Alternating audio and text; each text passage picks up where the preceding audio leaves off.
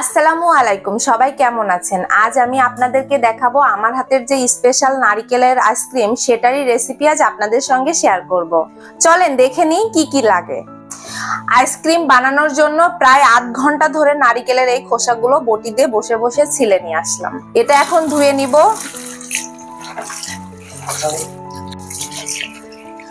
একটা জিনিস শুধু বানিয়ে খাওয়ানো না, যারা এগুলো বানায় পরিবারের জন্য একমাত্র তারাই জানে যে বানানোটা কত কষ্টের। আইসক্রিম বানানোর জন্য প্রায় 3 লিটার দুধ আমি জাল করে নিচ্ছি। আমি যখনই বানাই মানে একটু বেশি করেই বানাই। এই দুধগুলো জাল দিয়ে প্রায় আমি 32 পিস আইসক্রিম বানাবো। তার ভিতরে 12 থেকে 15 পিস আমার বড় আপুর বাসায় পাঠাবো, কারণ আমার দুলাভাই আমার হাতের এই আইসক্রিমটা খেতে খুব পছন্দ করে। এবার এই দুধটা ভালোভাবে একটু ঘন করে জ্বালিয়ে নিব। বাসায় চিনি প্রায় শেষের দিকে, কেবল নিচের দোকান থেকে একটু চিনি নিয়ে আসলাম। ঈদে প্রচুর মিষ্টি আইটেম রান্না হয়েছে, প্রায় 2 কেজি চিনি অলরেডি ঈদের আগের দিনই শেষ। অনেকে আবার আমার এই ভিডিওটা দেখে বলবেন যে আপু আপনারা বাসার সবাই তো অনেক মোটা, তাহলে কেন এত চিনি জাতীয় খাবার খান? কিছুই করার নেই আপুরা, কারণ আমার পরিবারের সবাই খুব খেতে পছন্দ করে, কেউই সেভাবে মেনটেন করে খায় না।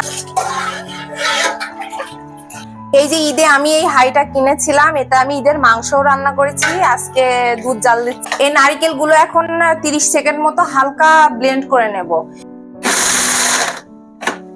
দেখেন কি সুন্দর, এই যে এইরকমই সবকিছু গুছায় রাখিছি। এখন বাচ্চাদেরকে খাওয়ায়ে তারপরে এসে যখন দুধটা ঠান্ডা হয়ে যাবে তারপরে আইসক্রিম গুলো।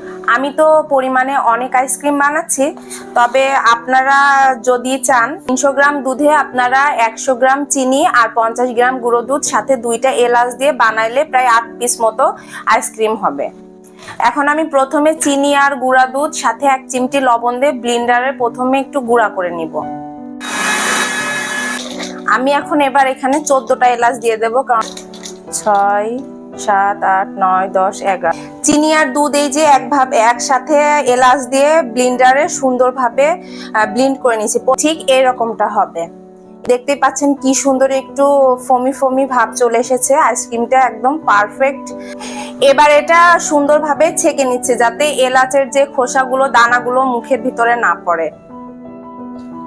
আর কি বলবো, এখানে এবার আমি এই যে নারিকেলটা ব্যবহার করব। আপনারা আপনাদের ইচ্ছা মতো যে যেমন নারিকেল খেতে পছন্দ করেন, কেউ বেশিও দিতে পারেন, কমও দিতে পারেন, যার যার রুচি অনুযায়ী সে ব্যবহার করবে। দুধের সাথে নারকেলটা সুন্দরভাবে এভাবে মিশিয়ে নিতে হবে।